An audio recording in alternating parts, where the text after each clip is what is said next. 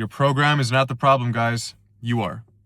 And I know that's not what you want to hear, but I've been doing this long enough to know that when somebody tells you they're stuck, 9 times out of 10, their program is fine.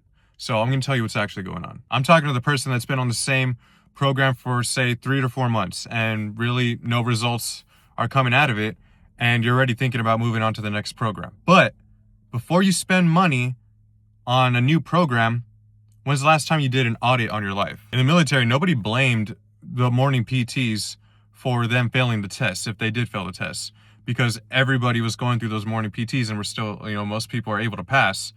So if you don't pass it, then you need to look at yourself. You are the issue. Most underrated performance variable that not enough people are taking seriously enough is fucking sleep. How many hours of sleep are you getting? If it's not at least 7 to 8, then you are 100% leaving gains on the table. Your program cannot fix what 5 to 6 hours of sleep is ruining every single night. Muscle is built during recovery. It's not during the workout. The muscle is like just a signal to your brain, like, hey, we're working here. But actual muscle building and recovery happens when you're sleeping and reaching that deep sleep. If you're not achieving that, then that could be where you are stalling out, simply your sleep. Your growth hormone peaks during deep sleep. So if you're not having good quality sleep, there's not going to be a hormonal response, therefore lack of recovery. My next point that is also highly underrated, and not even like always underrated, it's just like people are unaware. They don't even fucking know. But it is stress management. Your body doesn't care where the stress is coming from. Cortisol is cortisol, whether that's work stress, say maybe relationship stress, financial stress, it all registers the same physiologically. If your life is chaotic right now, then your body is quite literally operating off of cortisol. And that same cortisol is working against you. It's working against your muscle building and your muscle repair. What a lot of people are trying to do is build a body that is in fucking survival mode. That math just doesn't add up at all. That's not how it works. You can follow a program fucking perfectly, but if your cortisol is high, it's pretty much eating up all of that progress that you could potentially be making. Look, man, I'm not saying that like programs aren't important, because obviously they are. They give you that structure, right? And progression if it's a well-built one. But what I am saying is that a lot of people aren't even considering the fact that the issue is not the exercises that they're doing, the amount of sets that they're doing, or say the amount of reps that they're doing. I'm going to sound like a broken record with this one, but nutrition. Fucking nutrition. People think they're eating clean, they're eating good, when they're not. I'll get told by like, oh, dude, I'm eating lean meat. I'm like, oh, okay, like, how lean is it? What do you mean? And fucking 80% ground beef. I'm like, dude, that is not lean, bro. Look at the back, like how I teach all my clients. Literally one of the first fucking pieces of information that they get to read from me is a nutrition standard. And it says, look on the back, look at the nutrition facts. Okay, this is the calorie to protein ratio. Is this really a good source of protein or not? Or is this just super high in fucking fat and therefore it's going to be super high in calories?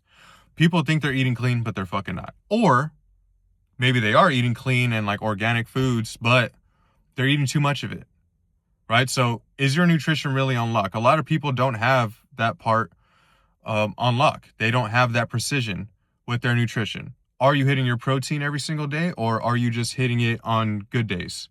On days that you fucking feel like it? Are you even tracking that? How do you know if you're not, right? You have to track it. Nutrition is a very big part. And I'm going to sound like I'm a broken record again. You cannot outwork a bad fucking diet. It really doesn't matter. It really doesn't. Nutrition is like 80 to 90% of the work. Going to the gym is fucking easy. You only go to the gym like minimum, say 2 to 3 hours a week. That's it. 2 to 3 hours a week. Always remember, consistency beats perfection every single fucking time. 7 average days is better than like 2 or 3 really good fucking days, perfect days, along with fucking 4 shitty days. Consistency is key. Consistency beats perfection every single time. Again, to reiterate, I'm going to say this again. 7 days of being average is much better than 2 to 3 days of being perfect, and then fucking 4 to 5 days of being complete shit. So the last thing I want to talk about is training consistency. So if you're consistently missing 1 to 2 sessions every single week, dude, you're missing out on so much muscle stimulus. You have to go at a certain consistency. If every once in a while, like say, like something genuinely comes up, like, because life happens, right? Life comes up and you have to miss a day. No big deal. Just hop back and just continue on with the program as if you didn't miss the day. Literally just continue on. But if you do that every single week, then you can't blame the program. You have to fucking blame yourself. You're the one that's not doing it. And also another thing is, are you pushing yourself when you're in the gym? Or are you just going until it's like, oh, it's starting to burn, I think I'm going to stop now? Have you ever pushed yourself to failure to where you can't move the weight anymore? You should probably try that out. Try that out more often. You're going to fucking thank me. Half-ass training is just like going through the fucking motions. A program cannot fix your half-ass effort. You need to actually give a fuck. You need to actually try. Quick tip for people that work with RPE or RIR, so rate of perceived exertion and reps in reserve. Basically, the easier one to understand is going to be reps in reserve. So I'll say 2 reps in reserve. So basically what that means is, like, say my max pull-ups that I can do is 10 in a row. If I want to leave 2 reps in reserve, then I'm only going to do 8 reps and then I'm going to stop. So that's 2 less than what my max was. So I saved 2 reps. 2 reps in reserve. Some people call it 2 reps left in the tank. It's the exact same thing. If you think you're at 2 reps in reserve, but you know you're not the most experienced lifter out there, so let's say you're not that experienced, I challenge you to actually push yourself to 0 reps in reserve. The reason you want to do that is because you may be stopping. Let's say, like, we'll go with the pull-up example again. Let's say, okay, I can do 10 pull-ups, but like, let's say I didn't know that I can do 10 pull-ups. I'm just repping it out and I go based off of feeling. Okay, well, you know what? I think I'm at 2 reps in reserve after I complete 6 pull-ups. Like, I do 6, I'm like, okay, I think I only can do 2 more. Let me go ahead and stop. Okay, your intention is right. It is, because you want to stop when you feel like you have 2 left. You are correct there. What I need you to do is actually push, like, or pull in this case. But push yourself to where you can't do it anymore. And then let's say, like, oh, I did 10 fucking, and then, you know, you dropped. Like, damn, I didn't think that's technically 4 reps in reserve, right? Because if you stopped at 6, but your max is 10, then you were actually at 4 reps in reserve when you thought you were at 2. So all this to say that I challenge you to actually push your maxes when you lift. And, you know, obviously do it safely. If you need a spotter, 100% get a spotter if you're going to push yourself that far. But let's say something simple like with a cable tricep extension or the tricep pushdown, right? Go until you think you have 2 reps in reserve, and then to question that, you're going to go, okay, you know what? Let's see if I can actually do 2 more. If you end up doing 4 more, then you were actually at 4 reps in reserve. So a lot of people kind of fuck this up with their, you know, not only training consistency, holding them back when they're following a program, but it's also the effort that they're putting into their program. So you need to actually push yourself and really find those limits, right? So if you get told fucking, oh, you need to do 2 reps in reserve, like, okay, you should have a pretty good gauge of what that feels like.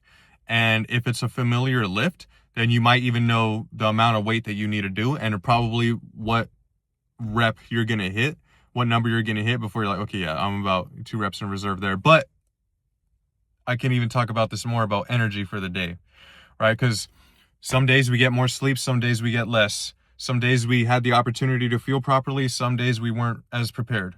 So your energy isn't going to be the same every time you go into the gym, right?